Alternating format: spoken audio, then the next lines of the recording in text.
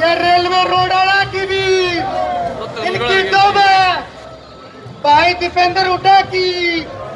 हरियाणा वाले पार्लियामेंट बारे बूथ विच division bypass railway road वाला की भाई तो दम है।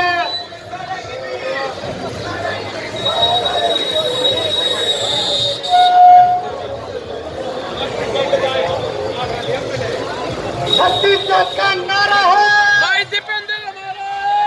छत्तीसगढ़ का नारा है भाई दीपेंद्र हमारा, छत्तीसगढ़ का नारा है भाई दीपेंद्र मारे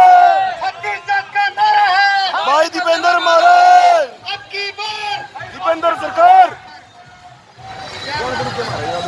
अब की बार 4 लाख पार, अब की बार 4 लाख पार अब की बार 4 लाख पार रेलवे रोड वाला की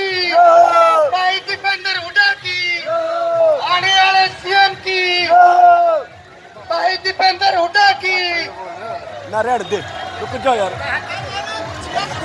देख तो लियो जी